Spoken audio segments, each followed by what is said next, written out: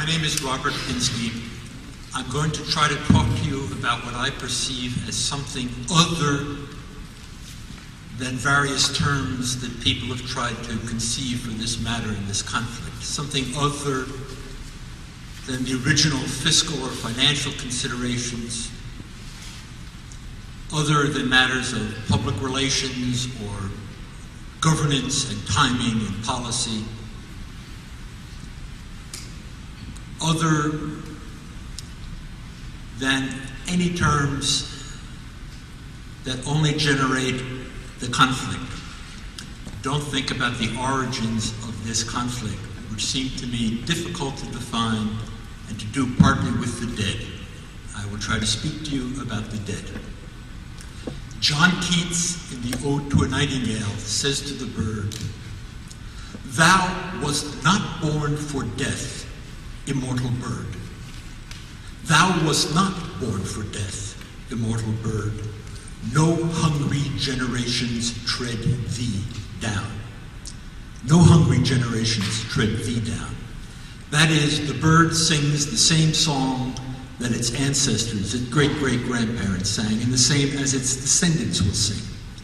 The next generation is not hungry for some consciousness of their own, as each of us, no matter how much we love Keats or love the painting of Hans Hofmann, we may love it and think about it a lot, but we have hunger for our own consciousness as well. This seems to me not necessarily a gloomy thing, this being born for death. There's something glorious about being born for death. Because I am born for death, I have to assimilate Keats and Hans Hofmann and think about what I can do with those works, and I am responsible for transmitting them to the next people. Keats says about the bird that the song he hears was heard in ancient times by emperor and clown. This process, the bird effortlessly not being born for death, always the same song, that process that we have instead, because we are born for death, the best name I can think of for the process is culture. Sometimes a pathetic word. Stephen has written about its mobility quite beautifully. When he says by emperor and clown, he's suggesting culture vertically as well as horizontally. That is, horizontal in time, but also different social classes brought together by the commons of culture. When this university was founded in 1948, when the Roses made their bequest, amongst the most respected curators and protectors of culture, those who took the previous generations and preserved them for emperor and clown, those were included Harvard, Yale, and Princeton. Keats also says that the song he hears may have been heard by the exile woman Ruth, the Moabite woman who chose to live among the Jews. He says, the very song I hear tonight was heard perhaps by Ruth as she stood in the sad heart of Ruth, as she stood among the alien corn. Ruth, a Moabite woman, who after her husband, Jewish husband, died, decided to go back to the land of the Jews with her mother-in-law.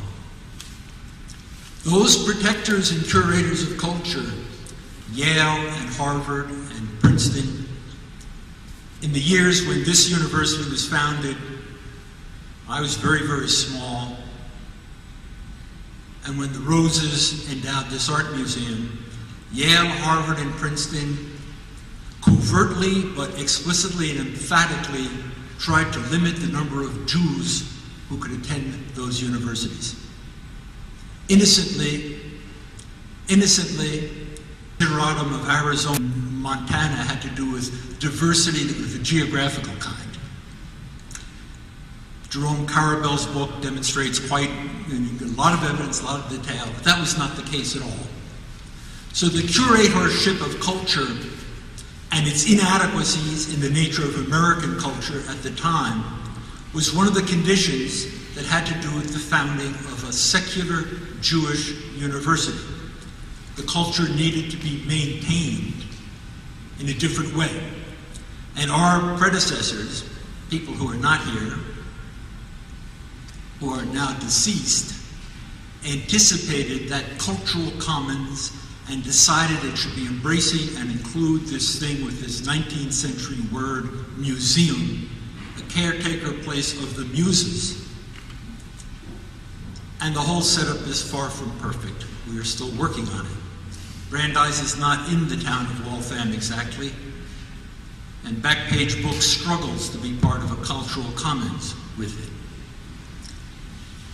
The fact that the museum is an important part of the culture of Brandeis and the cultural mission of Brandeis is related to the way a lot of us who live in a big city like to know that the museum and the opera company and the ballet are there, even if we don't avail ourselves of them. It makes us feel we are part of a culture. This museum in this university, because I feel part of its culture, I feel I have a right to speak about it. I wanted to read a couple of very short poems to you by my late friend Yehuda Amichai. I was looking for poems that had the word museum in them. Not that easy to do. And it took hardly any time at all with Yehuda.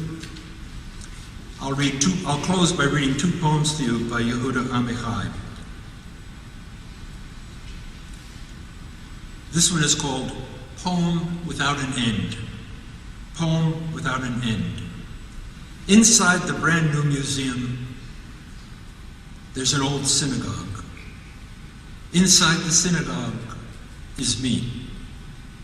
Inside me, my heart. Inside my heart, a museum. Inside the museum, a synagogue. Inside it, me. Inside me, my heart. Inside my heart, a museum. And finally, the other poem relates this idea of, in a way, we're taking care of the old ones and the ones yet to come. Keats says, because we're born for death, unlike the bird, we have to try to learn the songs. You can only keep them alive by doing something new with them, then you give them to the next ones. And the impulse of the Roses, the impulse of the people who founded Brandeis, was that that mission in the United States of America should include a secular Jewish university that had a museum in it. That for them was part of life. And I'll close with Yehuda Amichai's poem, At the Maritime Museum, in which he really does equate a museum with the idea of being alive.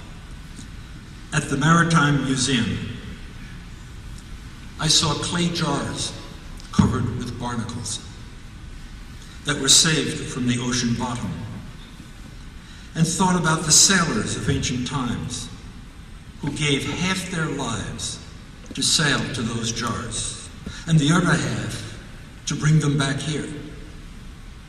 They did what they had to do, and they drowned near the shore. A woman beside me said, "Aren't they beautiful?" and was startled by her own words and by me. Then she walked away into her life, which is also half a setting out and half a returning.